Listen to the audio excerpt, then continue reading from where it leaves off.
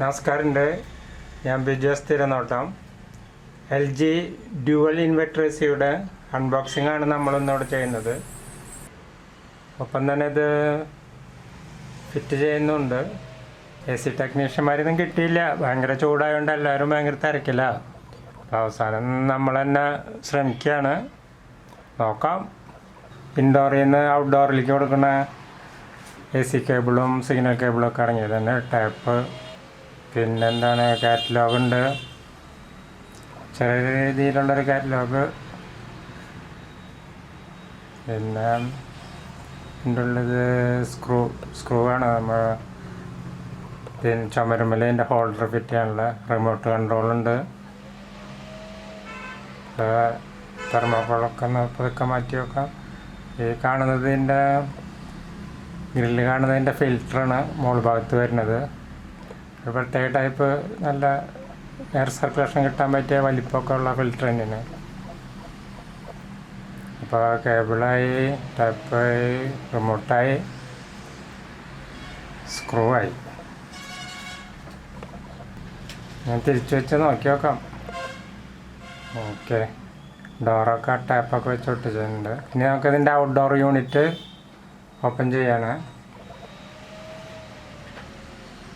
Thermocol മാറ്റാം. ഒരു polythene കവറുണ്ട്. ഇതിനിപ്പോൾ അത് മുകളിലേക്ക് വയ്ക്കാൻ മതിയാവും.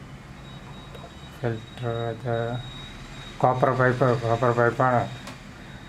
ഇൻഡോറിൽ നിന്ന് ഔട്ട്ഡോറിലേക്ക് വരുന്ന കോപ്പർ പൈപ്പുകളാണ്. ഇത് 2 പൈപ്പ് കാണണം എന്തായാലും.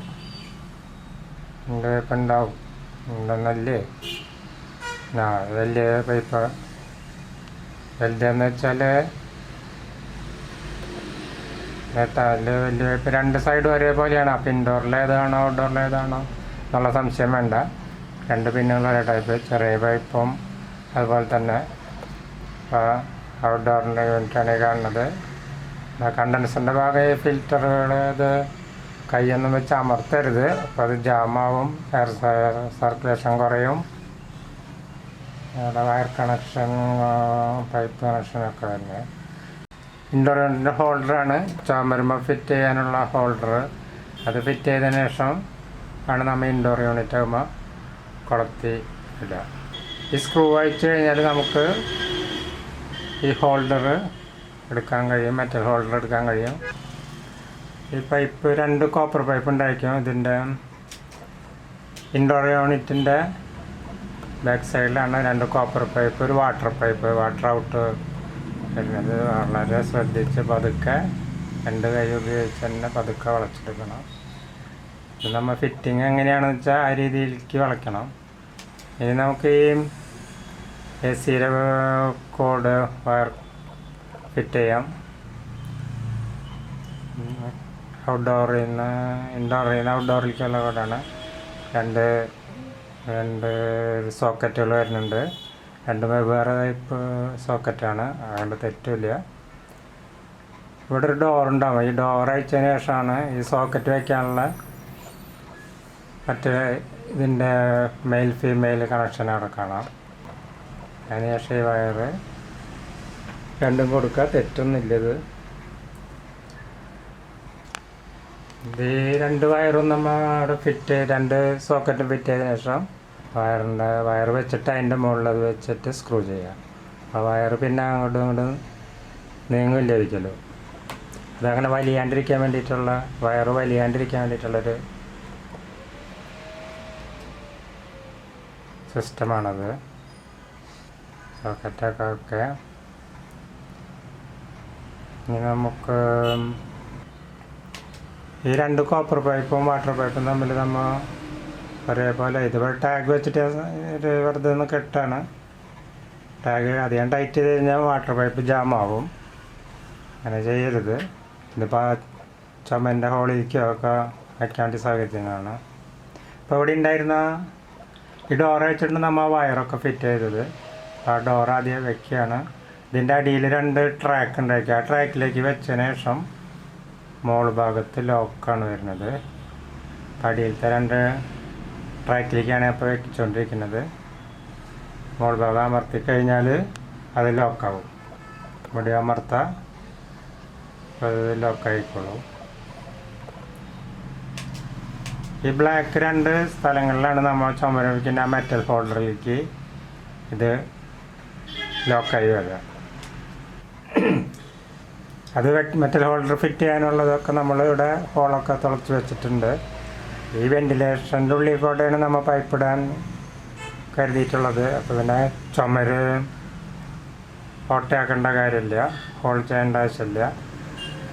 ഈ സ്വിച്ചാണ് നമ്മൾ ഉപയോഗിക്കുന്നത്, അല്ലാതെ 3 പിന്നൊന്നല്ല. അപ്പോൾ ഈ സ്വിച്ച് ഫിറ്റ് ചെയ്യാനുള്ള ചെറിയൊരു ഇതാണ്. അതിൻ്റെ 2 സ്ക്രൂകൾ ഇതുപോലെ തിരിച്ചിട്ടിട്ട് ഗ്രീസോ അങ്ങനെ തേക്കാം. അത് ഗ്രീസാണ് ഞാൻ തേക്കുന്നത്. ഗ്രീസ് ഇങ്ങനെ തേച്ചതിന് ശേഷം നമ്മൾ എവിടെ വയ്ക്കാൻ ഉദ്ദേശിക്കുന്നു അവിടെ കൊണ്ടുവന്ന് പ്രസ് ചെയ്താൽ അടയാളം വരും. ഇവിടെ ഹോൾ ചെയ്താൽ സ്വിച്ച് അവിടെ ഫിറ്റ് ചെയ്യുക. അപ്പോൾ അതൊക്കെ ഇത് സ്റ്റെബിലൈസർ. ഇതുപോലെ 2 ഹോള് സ്റ്റെബിലൈസറിന് 2 സ്ക്രൂവിൻ്റെ ഹോളുണ്ട്. ആ 2 ഹോള് നമ്മൾ ചുമരുമ്പിൽ തുളച്ചതിൽ സ്ക്രൂ വെച്ച് ആ സ്ക്രൂവിൻ്റെ ഉള്ളിലേക്ക് ഹോള് കടത്തിയിട്ട് കഴിഞ്ഞാൽ അതവിടെ ഹാങ് ആയി നിന്നോളും. ആ സ്ക്രൂ വയ്ക്കാനുള്ളൊരു അളവാണ് എടുക്കുന്നത്. സാധാരണ ഒരു അളവെടുപ്പാണ്. 2 സ്ക്രൂകൾ തമ്മിലുള്ള അകലം മാത്രം മതി ഇത് ഫിറ്റ് ചെയ്യാൻ കറക്റ്റ്. അപ്പോൾ അതൊക്കെ ഇനി നമുക്ക് ഇൻഡോർ യൂണിറ്റ് ഫിറ്റ് ചെയ്യാം. ഇത് ഒരാൾ തന്നെ ഇത് വെൻറ്റിലേഷൻ്റെ ഉള്ളിലേക്ക് ആ പൈപ്പുകൾ കടത്തിയിടാണ്. ഇതെപ്പോഴും ഒരാളൊറ്റയ്ക്ക് ചെയ്യുന്നത് നല്ലത്. എന്ന് വെച്ചാൽ ഇത് നമ്മളിപ്പോൾ ആ മെറ്റൽ ഹോൾഡറും ഇത് ഇങ്ങനെ ലോക്ക് ചെയ്യുന്ന ടൈമിൽ ഒറ്റയ്ക്കാകുമ്പോൾ മാത്രമേ അത് കറക്റ്റ് പറ്റുള്ളൂ. ഇതാണ് outdoor unit. Outdoor unit rack ക്യാമിലാണ് ഞാൻ ഫിറ്റ് ചെയ്യുള്ളത്. ഈ റാക്കയും ഔട്ട്ഡോർ യൂണിറ്റും തമ്മിലുള്ള ബന്ധം, മെറ്റൽ ബന്ധം ഇല്ലാതിരിക്കാൻ വേണ്ടിയിട്ടാണ് ഈ വാഷറൊക്കെ ഇട്ട് വെച്ചിട്ടുള്ളത്. ഔട്ട്ഡോർ പൈപ്പാണിത്. ഇതാണ് ഔട്ട്ഡോർ യൂണിറ്റിൻ്റെ കോപ്പർ പൈപ്പ് ഫിറ്റ് ചെയ്യുന്ന ഹോൾഡർ. ഇത് വയറുകൾ കണക്ട് ചെയ്യുന്ന സ്ഥലം. വയറുകൾ നമ്മൾ കണക്ട് ചെയ്തു, എർത്തതൊക്കെ കൊടുത്തിട്ടുണ്ട്. പൈപ്പും നമ്മൾ ഫിറ്റ് ചെയ്തു, കോപ്പർ പൈപ്പ്. ഈ കോപ്പർ പൈപ്പ് കണ്ട, ഇത് അധികം വളയ്ക്കാതെ അല്ല, ഈ 3 മീറ്ററിൽ അകലത്തിൽ ഇങ്ങനെ നീട്ടിയിട്ടിരിക്കുകയാണ്. അപ്പോൾ നമ്മൾ തിരിച്ചും മറിച്ചൊന്നും ഇടേണ്ട ആവശ്യമില്ല എന്നർത്ഥം. അപ്പോൾ നമ്മുടെ സ്വിച്ചായി, സ്റ്റെബിലൈസറായി. ഞങ്ങൾക്ക് ഓൺ ചെയ്ത് നോക്കാം, AC ഓൺ ചെയ്ത് നോക്കാം. സ്വിച്ചാണ്, സ്റ്റെബിലൈസറാണ്, റെഡ് ഗ്രീനും ഒക്കെ. ഇനി AC നമുക്ക് നോക്കാം. ഓക്കെ, AC വർക്കിംഗ് ആണ്. Okay, thanks. Okay, by.